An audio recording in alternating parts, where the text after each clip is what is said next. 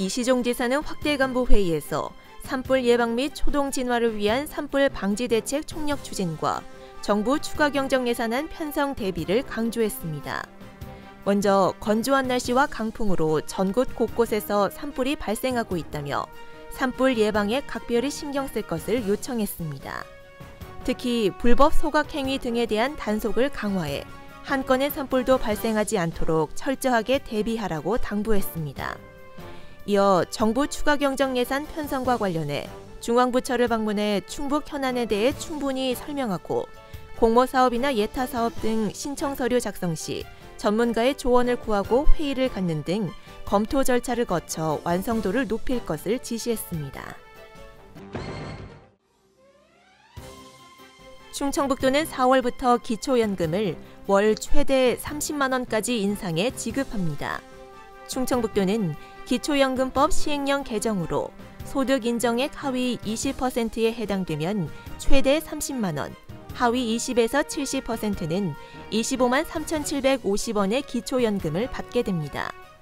이에 따라 도내 65세 이상 노인 26만 명 가운데 18만 9천여 명이 기초연금 인상 혜택을 볼 것으로 예상됩니다. 기초연금 신청은 주소지와 관계없이 전국 국민연금공단 지사와 상담센터, 콜센터로 문의하면 됩니다.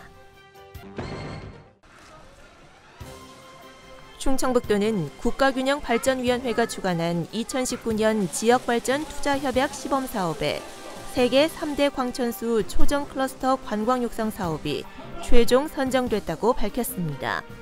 청주시와 증평군이 공동 추진하는 초정 클러스터 관광육성 사업에는 2021년까지 국비 100억 원 등 294억 원이 투입됩니다.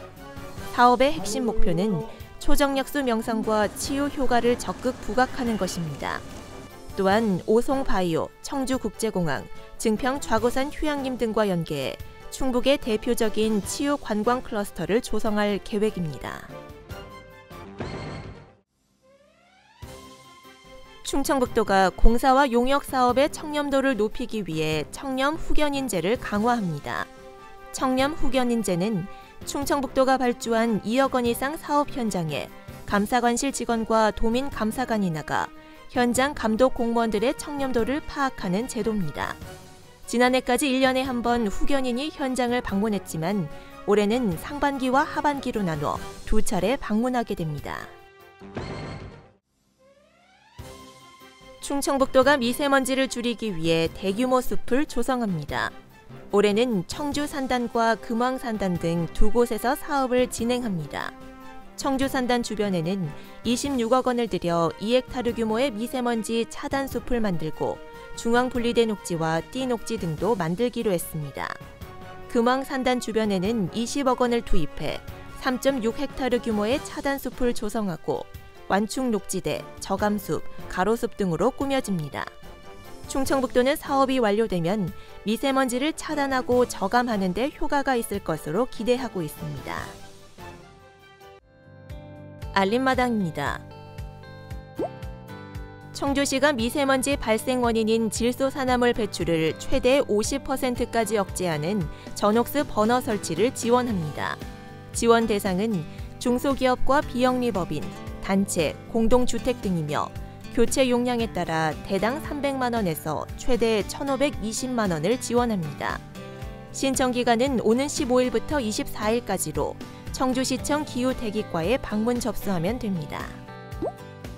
제천시가 인구 유입 체계 일환으로 이르면 올해 하반기부터 대학생 시내버스 요금 할인 제도를 도입합니다. 조례가 현실화되면 세명대와 대명대 학생들은 450원 안팎의 버스 요금을 할인받게 되며 이에 따른 3억 원의 비용은 제천시가 부담합니다.